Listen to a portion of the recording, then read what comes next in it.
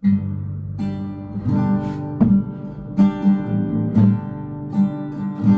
kasih Tuhan Yesus, Engkau baik Tuhan dalam hidup kami. Hanya Engkau yang dapat kami andalkan Tuhan. Engkau satu-satunya Raja dalam kehidupan kami. Engkau satu-satunya Tuhan dalam kehidupan kami. Terima kasih Tuhan. Kami mau memuji, kami mau meninggikan nama-Mu pada malam hari ini.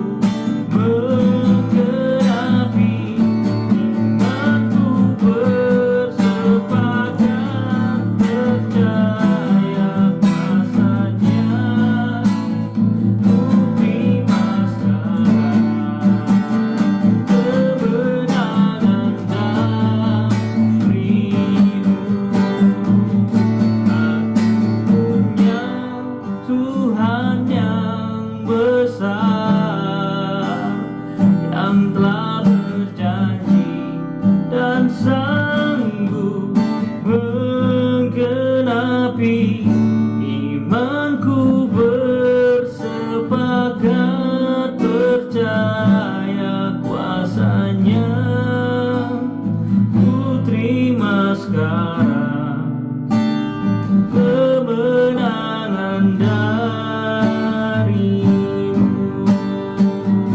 Aku punya Tuhan yang besar, Hamba berjanji dan sanggup menggenapi imanku, bersepakat percaya kuasa-Nya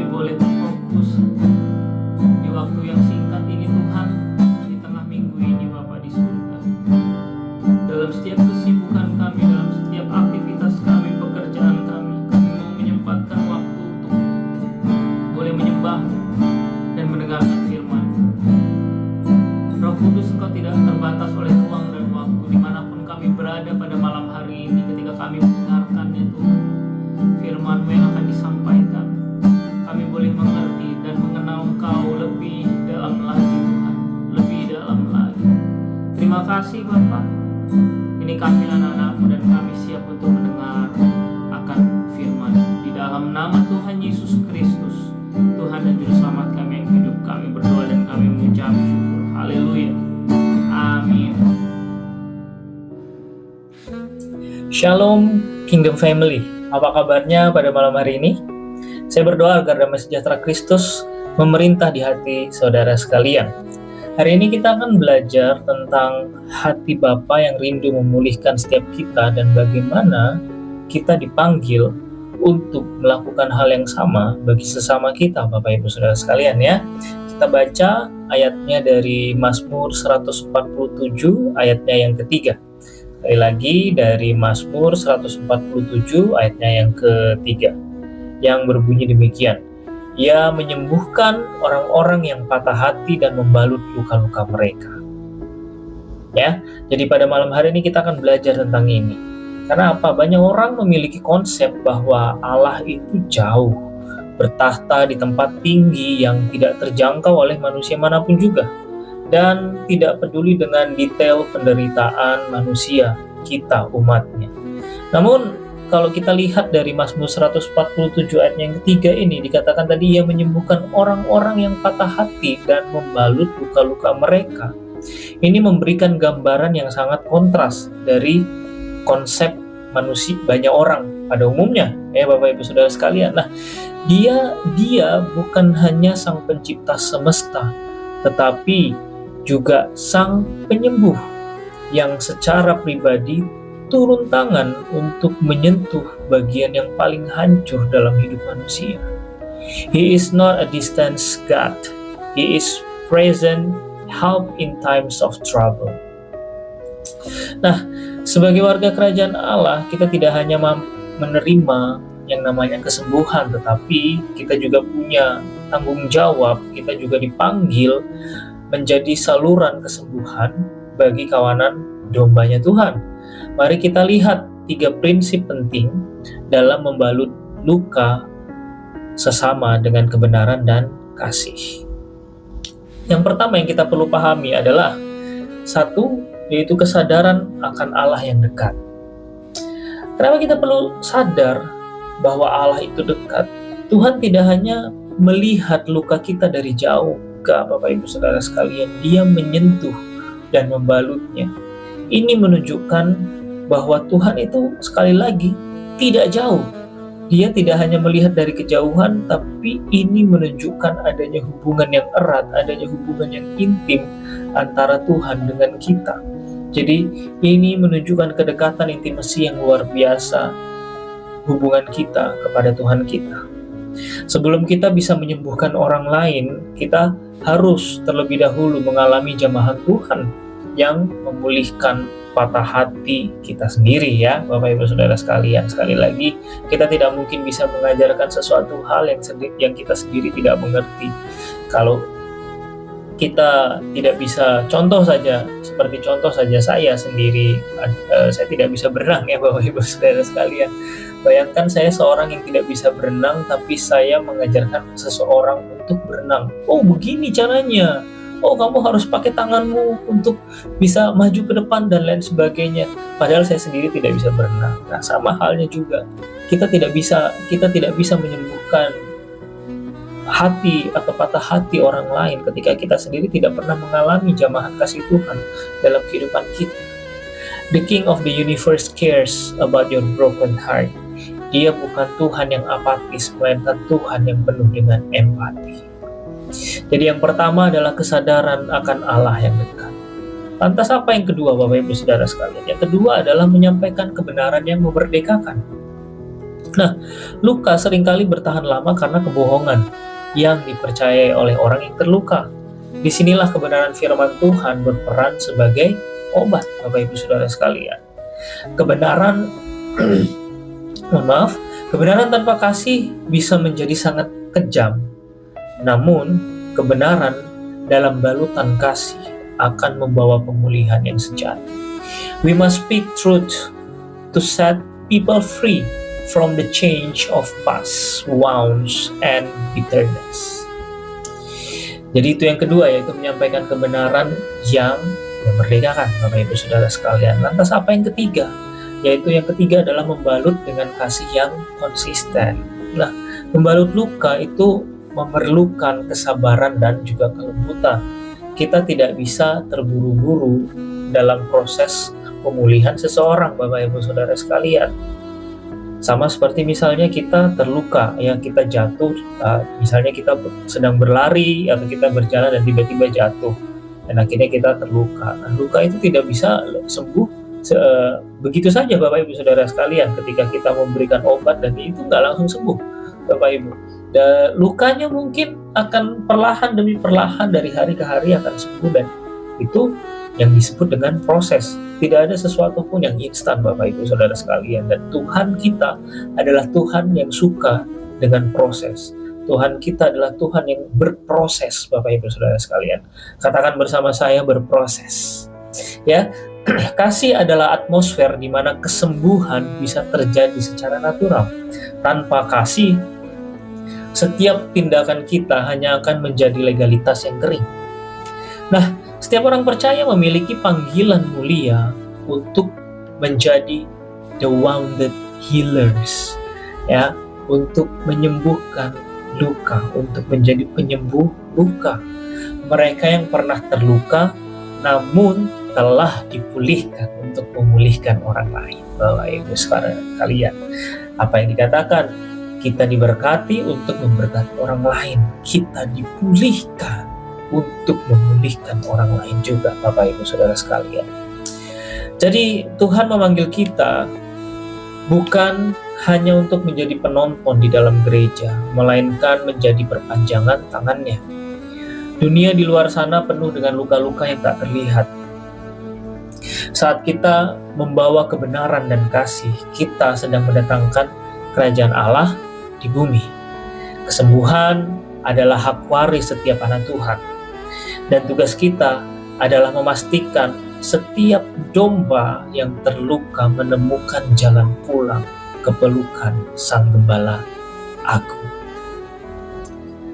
Kebenaran mendiagnosis masalahnya, tetapi kasih adalah perban yang membalut setiap luka-luka tersebut hingga pulih sempurna.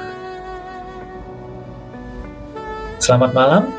Tuhan Yesus memberkati kita semua. Marilah menjadi pelaku firman Tuhan dalam kehidupan kita sehari-hari. Mari kita bersatu di dalam doa. Bapa, kami mengucap syukur pada malam hari ini kami boleh belajar, Tuhan, bahwa Engkau bukan Allah yang jauh. Engkau adalah Allah yang dekat kepada kami, Tuhan. Kami mau belajar, Tuhan, bahwa segala sesuatu yang kami lakukan, kami perlukan Engkau, Tuhan, dan Engkau tidak akan pernah jauh. Engkau tidak pernah meninggalkan kami, Bapa.